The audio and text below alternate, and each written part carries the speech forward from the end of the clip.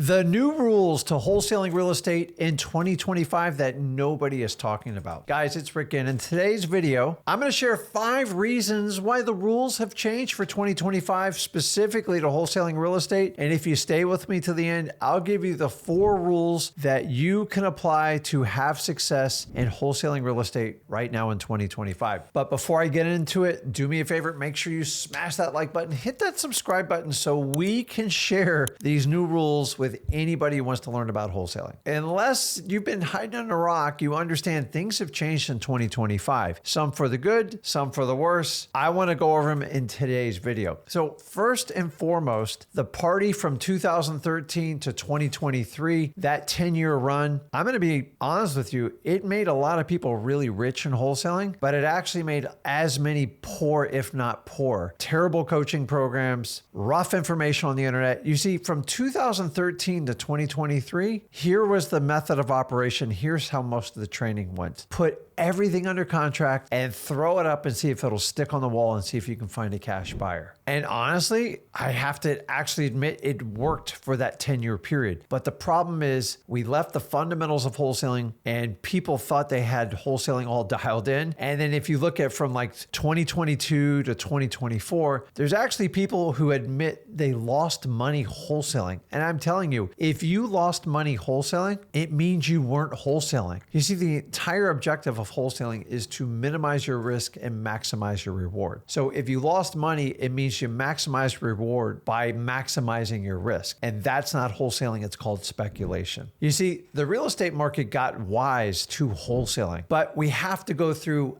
how did people get so wise about wholesaling? To be honest with you, everybody fell asleep for 10 years, 2013 to 2023, and everybody thought they were this genius wholesaler. And I saw the writings on the wall. That's why I avoided any type of training and guru stuff, because it was just buy medium, sell high. And the real mission of a wholesaler is to buy very, very low and sell medium, because you got to leave money in the deal. From 2013 on, there was no money left because the speculation was so rampant and buyers were stepping on each other to buy anything. And guys, that's changed. And I know if you're watching this video, you know that's a fact. So let's talk about how the real estate market got wise to wholesaling. It's actually really simple.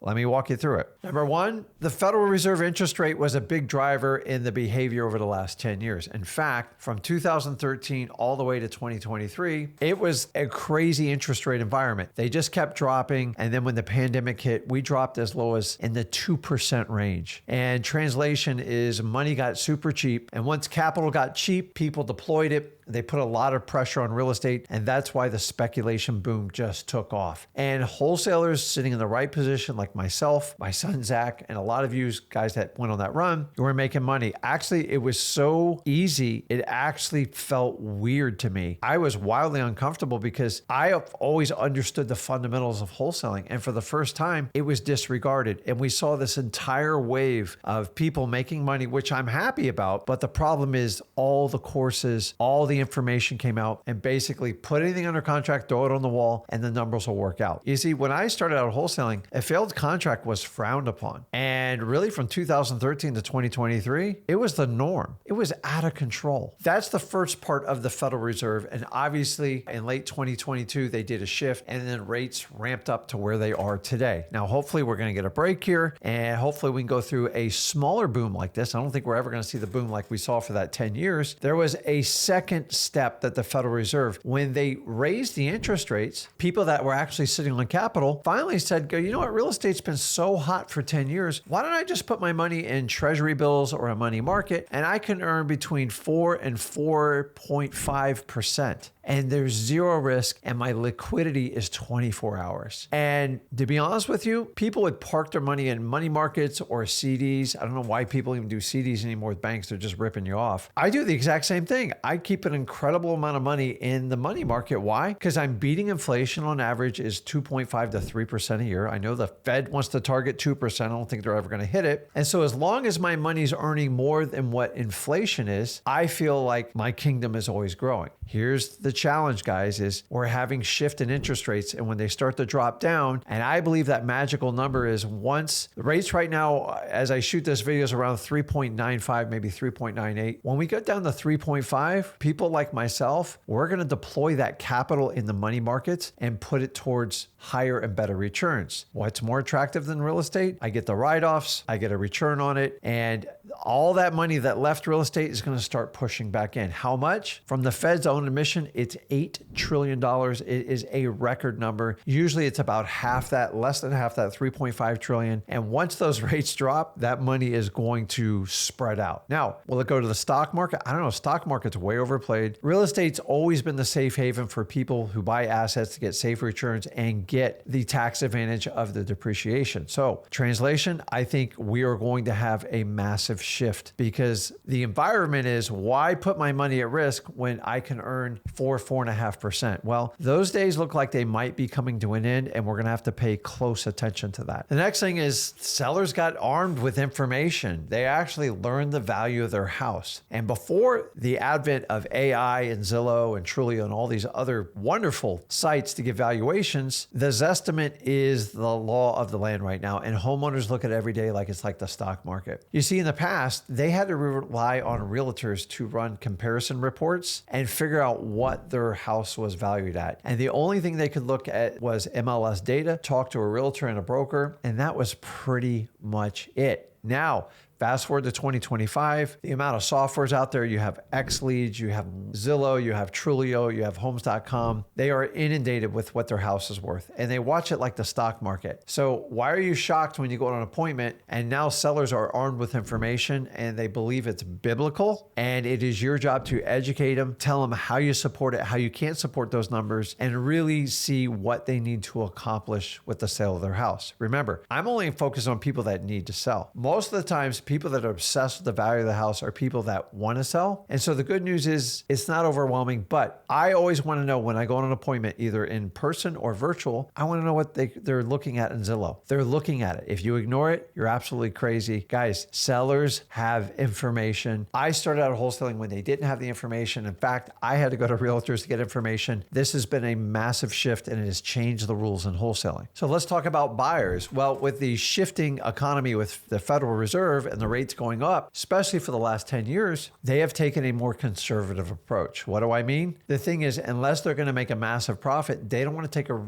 massive risk on a fix and flip. And so really in the last 3 or 4 years, there has been upward pressure on buyers, less buyers, more pressure on making sure that the spreads are there so they can cover the additional cost to deploy their capital, because a lot of them are going to go out and get loans. They get hard money loans. And some of these rates are very, very high, starting at 8 to 15%. And they're going to calculate that into their numbers when they buy your property. And so less buyers, much more selective. And for the longest time, for 10 years, our entire wholesaling industry is taught that, buyers are a dime a dozen, don't worry about them. If you took that attitude really in the last 3 years, you're probably struggling in your wholesaling. You see, buyers are your customer. And until you treat them like a customer, educate them, and actually help point them in the direction of a great deal, you're not going to make any money in wholesaling. You see, for the last 10 years before this, is you just threw it in front of a buyer, they'd make an offer, and that was it. There was no relationship, you didn't work on it, and things are different now. We can pre-vet buyers through XLeads, all other sorts of programs, and no longer do we have to go through this exhausting vetting process because we know who's real buyers and who's not. The reality, guys, is buyers have been much, much more picky the last few years, and it has gotten really challenging in wholesaling because there's not nearly the competition for the previous 10 years. And so buyers want to find reputable wholesalers that will give them a deal, check this out, that actually has money left in it. You see, for the 10 years before that, they would just take whatever they could get because it was hard to even get properties. Now, inventory is building up, cost of capital is up, buyers have dropped out, and now we have the least amount of buyers with the highest expense, and this has put upward pressure on the profitability of wholesaling.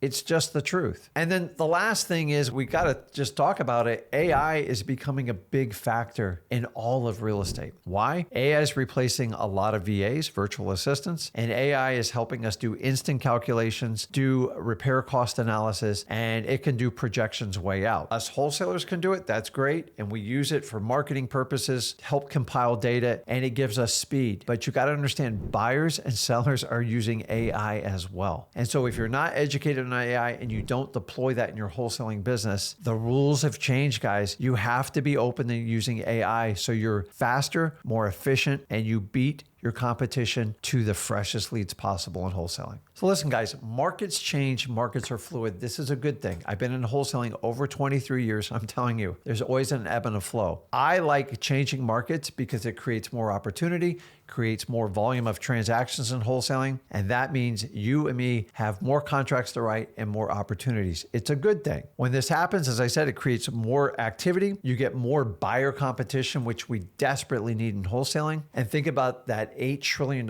flowing into real estate. It won't happen overnight. By Q1 and Q2, I think you're going to see quite a shift. And the rules on how you treat buyers, if you don't adapt and change to them, you are going to be stuck in an old wholesaling business model and you're going to get left behind. So here are the full rules to move forward in wholesaling in 2025. And if you adapt them, you should just do fine. Number one, you got to learn the fundamentals of wholesaling. If you subscribe to anyone's theory that was wildly successful in 2013 to 2023, it's not going to work because speculation does not work in wholesaling. This is why a lot of wholesalers are really frustrated. They are focusing on people that want to sell their house. They need to find people that need to sell their house in foreclosure, some stage, tax delinquencies, code violations, probates, people who've passed away, eviction list, rundown houses. If you want to learn more how to do that, go over to freewholesaling.com. So you need to find people that are off market, direct to seller that needs to sell. This acronym will make you a fortune in wholesaling. If you don't stick to this, you're going to struggle. In fact, you're going to waste your time talking to people that truly don't need to sell their house. You see, someone who wants to sell their house, they just go to a realtor. And realtors and wholesalers, we just have different agendas. Not saying we can't work together, but in the beginning, it's really, really tough, especially as a new wholesaler. So make sure you focus on the fundamentals of wholesaling and make sure you have your wholesale compass pointed towards the right type of seller. Rule number two, this is a number game in wholesaling. Anyone tells you it's not a number game, they don't wholesale. You see, there's two fundamental issues that you have to make up for with your lack of experience in wholesaling. Because you don't have the experience, you're going to have to go through the journey of wholesaling. So how do we do that? We increase the quantity. Whatever you're thinking, 10x it. What do I mean by that? You have to have a ton of opportunities to make up for your inexperience. And by making all those opportunities, all those phone calls, all those appointments, all the text, all the dials, you're going to get this thing called experience. And when you get experience, you get reps in. And the more reps you put in, the better the wholesaler you're going to be. In fact, you're going to see like blatantly slow in the beginning, but that's how you learn wholesaling. If you just want a shortcut and make a ton of money, don't do wholesaling. It's the opposite. It is not fast money. It's learn a skill set, apply it, keep learning, keep getting experience, up your volume, and keep doing it over and over until you learn the business of wholesaling. If you don't understand the fundamentals, we buy low and we sell medium. We minimize our risk, we maximize our reward. Anything outside that is not wholesaling. Anyone who told you they lost money in the last 2 years wholesaling means they're not wholesaling. I laugh. I've never lost money in wholesaling. The only thing I've ever lost money is on a fix and flip and some speculation. And that goes with the territory. Wholesaling is the complete opposite, but you got to put in the work. You got to get the volume in to make up for your lack of experience and to get the reps in. Number three, we talk about negotiating. A lot of you think you need to be this master closer with all this sales experience. It's actually quite the opposite. The truth of the matter is you need to learn how to get to the point as fast as possible while building rapport when you do it. So you have a choice. You could be a phenomenal closer, which they get quality leads. And if they got 10 leads, maybe they close 3 or 4 of them. That's called just a really good closer. Now, closing comes with time. It's experience. It's putting the reps, what I talked about earlier with the volume. The reality is in wholesaling, I'm going to teach you how to be a guide. In fact, I find people with less sales experience actually do better in wholesaling. You still got to have the ability to talk to people and be confident. That never goes away. And that's the only thing I'm going to take out of the closer's agenda to apply to the guide. You see, when you guide someone, you're working with someone who needs to sell their house and you've got to win over their trust and you have to create a connection through building rapport. Once you can build those 2, we teach you a strategy called Go for No. And they're basically a strategy where you do a low ball offer. The reason we do it, we want to cut to the chase and get the lowest price possible. And what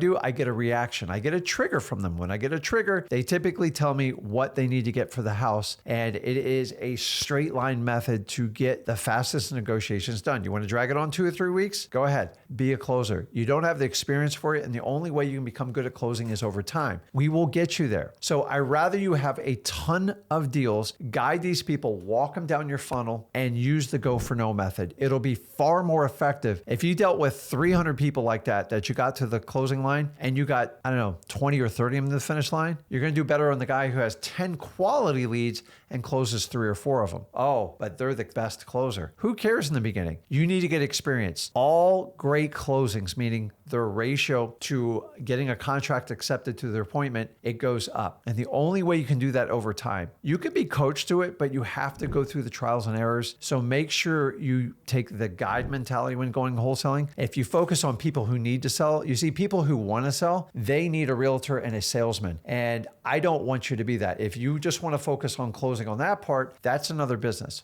Wholesaling is about finding people who need to sell their house and then guiding them and educating them on the right choice and helping sellers get out of their own way. Okay, and the last one, which we talked earlier about it, number 4, is implementing AI in your business. Guys, the rules have changed. If you're not using AI, dude, I'm an old dude and I have to use AI. I have to have people help me out. It takes me, you just have to learn it and put the time in it. And most importantly, putting AI into your CRM like XLeads so you can take advantage of the AI suite to do follow-ups, automations, everything. Guys, you can follow up with thousands of leads, tickle them to the front so you can talk to them. You can't do it without AI, and there's no way you can memorize everything. Guys, you have to employ AI to fight and survive in wholesaling today because it's being used against you from sellers, from buyers. If you're not doing it, you're going to be much slower. You're not going to have as much knowledge, and you are going to get left behind in wholesaling. Make sure you are employing AI specifically in your CRM and your follow-up. If it's not built in there, you need to find a way. Go check out xleads.com. You can get an account for as low as $97 a month. It includes the skip tracing, e-signing, everything you need, and you can build your business from there. It's all in one platform, one price. Check that out. So guys, in this video, I have reviewed why the rules have changed. I gave you the 5 reasons for that. And then I just reviewed the 4 rules you have to implement today in your wholesaling business to survive in 2025. Guys, let me know in the comments which rules you're already using, which ones you're going to add to your wholesaling business. And as usual, if you got value from this video, do me a favor, smash that like button, hit that subscribe button so other people can find the truth about wholesaling. This is Rick Ginn. I'll see you in the next video.